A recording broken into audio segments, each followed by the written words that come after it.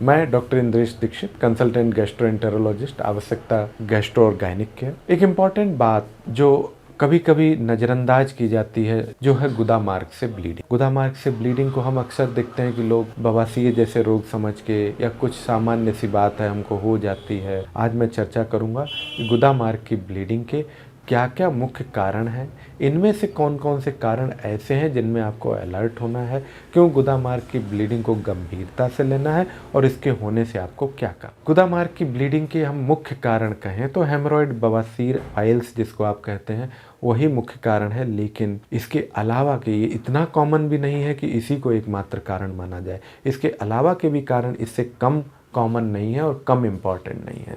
जैसे कि हम कहें कि छोटे बच्चे में कोलन में होने वाले पॉलिप मतलब सामान्य गांठ कैंसरस नहीं होती है लेकिन ब्लीड करती है।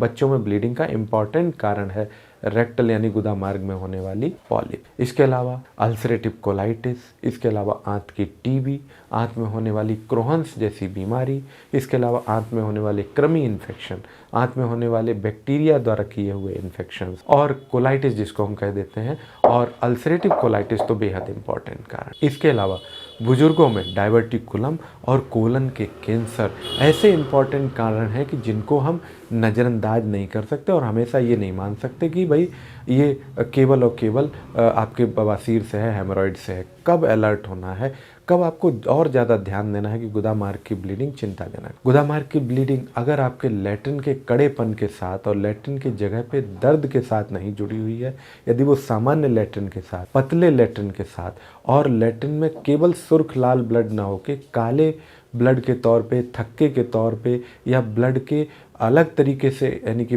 आने की वजह से हो रही है, तो आपको अलर्ट हो जाना है कि ये ब्लीडिंग कुछ अलग तरीके की ब्लीडिंग है, इसको हमें जांच कराना चाहिए। क्यों चिंता करनी है? अगर हम कहें किसी को लंबे समय से अल्सरेटिव कोलाइटिस से ब्लीडिंग हो रही है तो ये रिस्क है कोलोरेक्टल कैंसर यानी कोलन के कैंसर होने का। यदि किसी को लंबे समय से कब्ज के साथ ब्लीडिंग हो रही है तो ये भी एक माइनर रिस्क है कोलोरेक्टल कैंसर, आंत में कैंसर होने का। लंबे समय से बनी हुई टीबी अगर आपको ब्लीडिंग करा रही है तो आंत में रुकावट धीरे धीरे पैदा कर देगी, जिसमें सर्जिकल अल्टीमेटली बहुत बड़ी सर्जरीज की ज़रूरत पड़ सकती हैं। और इस तरीके के कारणों के वजह से ही हम कहते हैं कि इवन बहुत लंबे समय से चलता हुआ हेमरॉइड, बवासीर भी आपकी परेशानियों को बढ़ा सकता है। इसलिए अगर लंबे समय से आपको गुदा मार्ग से ब्लीडिंग है तो आप इसको नज़रअंदाज न करें, इसको तुरंत दिखाएं। क्या करना चाहिए, किसको मिलना चाहिए? गुदा मार्ग की ब्लीडिंग में आप प्राइमा फेसी सर्जन या गैस्ट्रोएंटेरोलॉजिस्ट के पास ही डायरेक्टली जाएं तो आपकी सिग्मोइडोस्कोपी और कोलोनोस्कोपी की जांच के द्वारा गुदा मार्ग की ब्लीडिंग के कारण को जाना जाए और उसका समुचित उपचार किया जाए और आप स्वस्थ हो सकें। मैं doctor Indresh Dikshit, consultant gastroenterologist, Aavashyakta gastro और गायनिक केयर, पर आपकी इन समस्याओं से जो गुदा मार्ग से ब्लीडिंग की समस्याएं हैं, इनके कारण जानने में आपकी मदद कर सकता हूं और उस कारण के अनुसार इलाज करके आपकी इस परेशानियों को दूर कर सकता हूं। Thank you.